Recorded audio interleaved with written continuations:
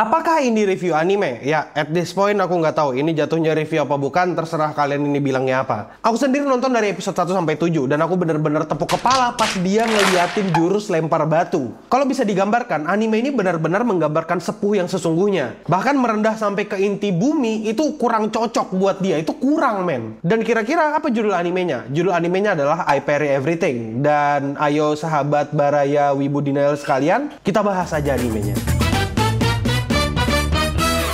Anime ini punya cerita yang sederhana. Ada om-om yang udah tua dan dia mau jadi petualang. Karena ditolak, akhirnya dia latihan sendiri. Sampai akhirnya dia menjadi kuat banget. Dan di suatu hari dia masuk ke dalam goa. Dan ternyata ada musuh yang kuat di dalamnya. Dan dia mau menyelamatkan seorang putri. Setelah dia berhasil menyelamatkan putri, dia nyangka kalau monster yang dia lawan itu cuma sapi yang lepas. Dan dia ngerasa sangat lemah. Dan dia ngerasa dia sangat tidak pantas untuk menjadi seorang pejuang atau seorang adventurer. Kurang lebih cerita animenya kayak gitu. Cerita tentang orang yang ngerasa dirinya lemah sampai-sampai dia ngerasa dia nggak pantas untuk menjadi seorang pahlawan atau adventurer. Dari cerita barusan sebenarnya ada banyak hal yang bisa kita bedah dari cerita anime ini. Dan pertama adalah MC ini dongo dan nggak tahu bersyukur. Ya kurang lebih kayak gitu. Sebelum kita ngata-ngatain animenya, ayo kita bahas ceritanya dulu pelan-pelan. Oke, kita masuk ke ceritanya ya. Cerita fantasi itu adalah cerita yang paling nggak membutuhkan kreativitas. Tapi menurutku khusus anime ini, kreativitas di animenya itu cuma sebatas MC yang cuma bisa nangkis. Sisanya nggak ada yang kreatif dari ceritanya. Bahkan aku bisa ngerasa kalau anime ini berusaha untuk merendahkan kecerdasan penontonnya. Apakah tujuannya untuk komedi? Aku nggak tahu. Kalau emang tujuannya komedi, aku nggak ada senyum, aku nggak ada cakel, aku bahkan nggak ketawa waktu nonton animenya. Coba pikirkan baik-baik, kenapa MC itu ngerasa dirinya lemah? Padahal waktu dia mau menyelamatkan putri, penjaga putri itu pada jatuh berguguran gitu. Terus mereka teriak-teriak histeris. Kalau dari awal MC ini punya pemikiran manusia normal pada umumnya, setidaknya dia bakal sadar kalau dia itu cukup kuat.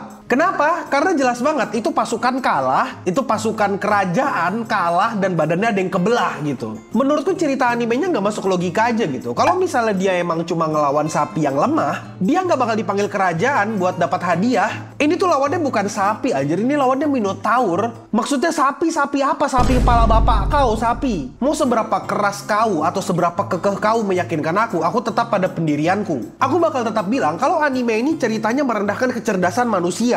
Karena maksudku gini loh, MC-nya itu kayak sangat tidak peka dengan hal yang obvious. Kalau misalnya ada yang defense, ini kan anime komedi bang, anime komedi yang menunjukkan jokes misunderstanding atau jokes yang salah paham gitu. Salah paham bapakmu, salah paham. Kebanyakan jokes misunderstanding di sini itu bahkan gak lucu, jatuhnya annoying. Bahkan di sini jatuhnya yang dia parry itu bukan cuma serangan lawan, tapi intelijensi itu di parry sama dia. Contohnya ya, adegan yang menurutku sangat annoying adalah waktu dia ngelawan naga beracun. Di situ dia itu berpikir kalau ini naga adalah makanan para bangsawan dan ini naga emang diternak gitu. Padahal di saat bersamaan teman-temannya itu udah ngingatkan kalau itu naga berbahaya, tapi setelah dia ngalahkan naga itu dia minta maaf. Dia tuh nggak berpikir sama sekali kalau naga itu sangat berbahaya, padahal naganya udah ngeluarkan racun gitu. Di sini tuh dia bener-bener unaware gitu dengan situasi yang ada di sekitarnya. Itu kenapa aku ngerasa kalau ini cerita dongo banget. Bahkan bukan cuma cerita, tapi semua tokoh yang ada di sini dongo banget. Ada lagi satu contoh misunderstanding atau kesalahpahaman yang aneh banget dan menurutku annoying parah. Kayak misalnya itu waktu dia lagi sparring sama orang yang pakai tombak. Padahal udah dikasih tahu kalau orang yang pakai tombak itu adalah kapten di sana. Dan dia udah ngasih tahu kalau itu kekuatan maksimalnya dia. Tapi dia tetap berpikir kalau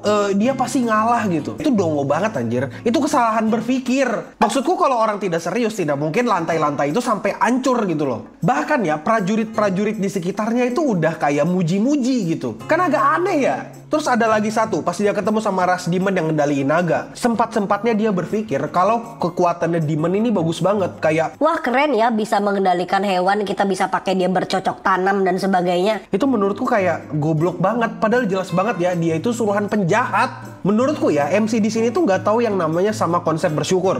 Dia tuh nggak aware sama sekitarannya dan sok-sokan Loki, ngerasa lemah gitu. Terus kau tahu nggak apa yang menjengkelkan lagi? Yang menjengkelkan adalah pose yang kayak gini nih. Dia tangannya di belakang kepala gitu, hehehe gitu. Kayak itu maksudku gini loh, aku nggak pernah ngerasa jengkel banget waktu nonton anime. Terakhir kali aku jengkel tuh waktu nonton Tensura episode 5,5. Tapi di tahun ini aku kayaknya ngerasa jengkel banget sama anime ini men. Kayak Kau aneh gitu kalau nontonin anime ini dan ngerasa wah animenya bagus ya, enjoyable ya. Ya kalau kau enjoy dengan anime itu ya terserahmu gitu. Itu mungkin seleramu. Cuma ini anime jelas banget merendahkan kecerdasanmu, men. Kalau misalnya kau ngerasa aku memaksakan opiniku atau memaksakan seleraku, kau agak aneh gitu. Kau harus segera ke dokter. Ya setidaknya kau bisa perbaiki logikamu gitu. Atau minimal sekolah lagi biar tahu yang namanya perbedaan pendapat. Kalau kau suka dengan cerita anime yang merendahkan kecerdasan manusia dengan MC yang tidak peka dengan keadaan di sekitarnya, terserah. Kalau kau suka dengan MC yang tone deaf, terserah, itu urusanmu. Aku di sini nggak meminta kau untuk membenci animenya, tapi aku cuma mau kau sadar kalau anime ini ceritanya jelek. Bang, kalau lu nggak suka kan lu tinggal nggak usah nonton bang. Ngapain komentar, ngapain banyak bacot. Ku kasih tahu ya dek ya, aku itu nonton tugasnya buat nge-review. Jadi karena emang job deskku itu buat nge-review anime. Dan karena aku nggak ketemu yang bagus dari anime ini, jadi ya udah aku kata-katain aja gitu. Sumpah ya, demi apapun, aku tuh nggak ketemu sesuatu yang bagus dari anime ini. Kayak apa ya? Aku berusaha sekeras mungkin. Kalaupun misalnya mau dipaksakan atau dicari apa yang bagus dari anime ini, aku ketemu satu. Yang bagus dari anime ini adalah pesan bahwa kita jangan menjadi seperti MC. Yang dimana MC ini nggak peka, nggak tahu rasa bersyukur, dan tone deaf. Iya, padahal dia punya pencapaian tapi dia tidak bersyukur gitu. Dan lanjut, aku udah capek ngomongin ceritanya karena ceritanya emang bener-bener jelek banget. Kayak di season ini cerita paling jelek, men. Dan kita langsung lanjut aja ke bahas animasinya. Ya sumpah, kita langsung agak adem sedikit nih kalau bahas animasi nih. Secara animasi, aku suka banget sama animasinya. Sumpah, ini bukan sarkas, ini bukan satir, tapi bener aku suka sama animasinya. Alasan aku suka sama animasinya karena animasinya ini mempermudah pekerjaan mangaka. Buat kalian yang nggak tahu, anime ini adalah adaptasi dari light novel. Nah, karena anime ini sudah hadir, jadi akhirnya mangaka itu nggak usah capek-capek buat menggambar lagi. Karena apa? Karena dari adegan yang ada di anime itu bisa di screenshot, terus habis itu digambar ulang atau dijiplak, terus ditempel, jadilah manga. Jadi mangakanya nggak usah repot-repot. Paling tinggal diperbagus sedikit gitu. Aku mau kasih disclaimer dulu ya. Di sini aku nggak bermaksud untuk merendahkan pekerjaan mangaka, tapi menurutku adegan ini sangat cocok untuk menjadi manga. Karena apa? Karena minim gerakan action. Jadi bisa lah ya kalau mangakanya lihat anime terus digambar ulang gitu loh, terus ditempel gitu, itu bisa banget mempermudah pekerjaan mangaka gitu. Kalau kau mau berpikir dengan akal sehat atau mau berpikir secara objektif, anime ini punya genre action, ada genre actionnya gitu. Tapi untuk anime dengan genre action, ini anime kayak kebanyakan ngulang-ngulang doang itu gerakan actionnya. Maksudku juga banyak gerakan yang freeze frame atau frame yang diam. Itu kenapa aku berpikir kalau anime ini cocok banget untuk mangaka. Habis nangkis diam, freeze frame, terus habis itu ya udah di screenshot, dijadiin manga, selesai. Aku mau disclaimer lagi ya, di sini aku tuh nggak bermaksud untuk merendahkan animator atau staff yang bekerja untuk animasi ini. Tapi menurutku ya seharusnya mereka ini kayaknya dikumpulin aja gitu, dikumpulin jadi satu staff-staff anime ini.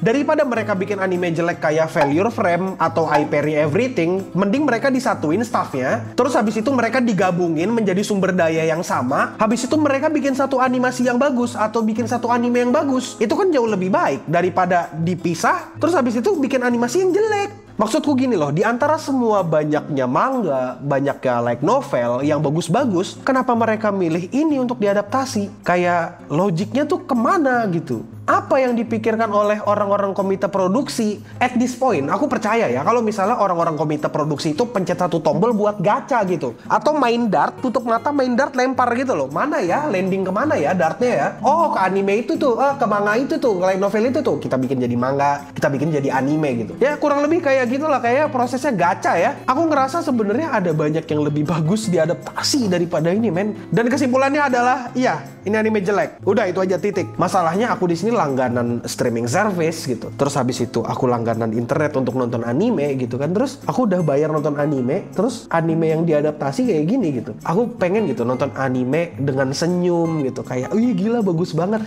Mana?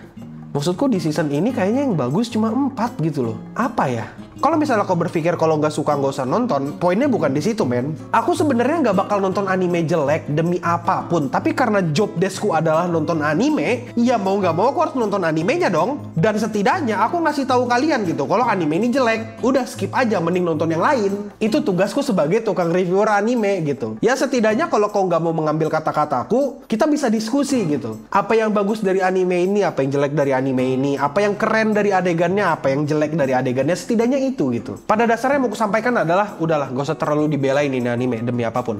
Masih ada banyak anime bagus yang mesti dibela. Setidaknya ya, daripada kok ngebelain anime ini, kok mending belain Oshinoko gitu, yang jelas-jelas udah production value-nya bagus gitu. Atau Alia, atau Make Heroine gitu, atau Shikanoko mungkin, atau anime lain gitu. Itu masih mending buat dibela daripada anime ini, sumpah. Ya udahlah ya. Dan pesanku terakhir. Kayaknya ya, anime ini kalau misalnya dapat kesempatan season 2 bakal ditangkis, men. MC-nya jago banget nangkis. Kecerdasan ditangkis. Kesempatan season 2 ditangkis. Mau dikasih anime bagus, mau dikasih animasi bagus, ditangkis. Keren. Ya udahlah ya, itu aja dulu. Aku admin Yami. Maaf udah marah-marah dan bikin video nggak jelas. Stay clean and sound. Sumpah ya, demi apapun, please jangan belain anime jelek. Kalau kok ngebelain anime jelek, mereka akan tetap bikin anime jelek. Karena apa? Wah, toh bakal dikonsumsi gitu. Lebih baik jangan. Kalau ada anime jelek, kasih tahu kalau itu jelek. Biar apa? Biar orang itu tidak rugi gitu ketika mengambil lisensi animenya. Terus habis itu, biar animasi yang jelek ini tidak usah diproduksi lagi gitu. Maksudku, zaman dulu tuh anime diproduksi paling banyak kayak 20 gitu satu season gitu. Kayak 20, 30, sekarang udah 50 nyet. Kayak, kok capek gak sih? Aku job desk nonton anime ya? Kok mau gak nuker ke aku gitu? Tukeran. Tugas menonton anime jelek, aku nonton anime bagus aja gitu. Mau gak? Kalau misalnya ada yang mau, kontak aku di admyami12@gmail.com. Ku kasih kerjaanku buat ngata-ngatain anime jelek. Biar aku yang ngata-ngatain anime bagus. Ya udah itu aja.